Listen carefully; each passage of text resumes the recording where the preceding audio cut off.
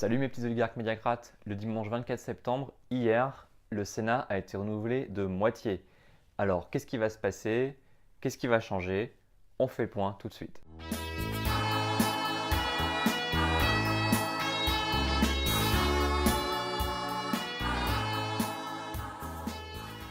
Pour rappel, le Sénat est la chambre haute du Parlement français, censée réfréner la chambre basse, c'est-à-dire les députés. C'est la chambre des sages, des vieux quoi.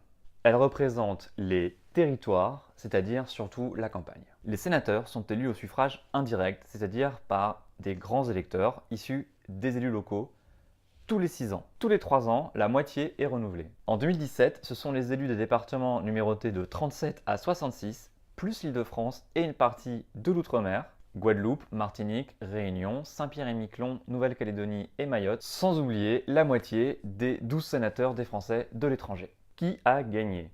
Les Républicains et l'UDI très nettement. Ils gagnent 17 et 8 sièges chacun, ce qui leur permet d'avoir 209 sénateurs sur les 348 élus, soit 60%. Pas mal. Visiblement, En Marche et Macron paient très cher les annonces de baisse de dotation aux collectivités locales, de baisse de la taxe d'habitation ou la fin brutale des contrats aidés.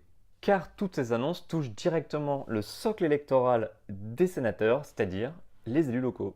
De plus, contrairement aux républicains ou aux socialistes ou aux communistes, La République En Marche est un jeune parti et n'a pas de socle d'élus locaux, très peu de maires, très peu de conseillers municipaux, très peu d'élus départementaux et régionaux, donc aucun matelas pour assurer un score. Finalement, avec moins de 30 sénateurs, le groupe majoritaire à l'Assemblée nationale reste un groupe moyen au Sénat. Est-ce que ça change quelque chose? Pas vraiment, la majorité reste la même, c'est-à-dire droite et centriste. Le Sénat peut ralentir un projet de loi, mais pas le stopper complètement. Donc même sans majorité au Sénat, le groupe majoritaire à l'Assemblée nationale, La République En Marche, peut appliquer le programme d'Emmanuel Macron. Que va-t-il se passer? Rien ou plein de choses. Et là, tout va dépendre d'une fraction 3/5, c'est-à-dire 60% des parlementaires. Macron a l'ambition de réformer la Constitution et pour ça, il y a deux solutions. Premièrement, le référendum à la légitimité implacable mais politiquement risquée. Rappelez-vous juste de deux exemples, le référendum de 2005 sur le traité constitutionnel européen et le référendum de De Gaulle en 1969 sur des réformes du Sénat justement et des régions françaises.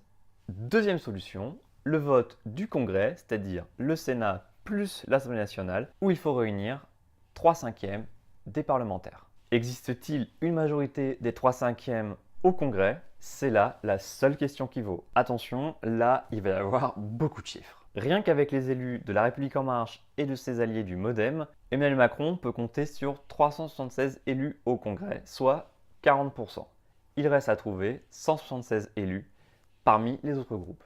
Ces 176 élus devront être d'accord avec les réformes envisagées par La République En Marche, c'est-à-dire baisse du nombre de parlementaires, proportionnelle pour les élections des députés, suppression de la Cour de justice de la République, réforme du Conseil économique et social environnemental en chambre du futur et d'autres choses.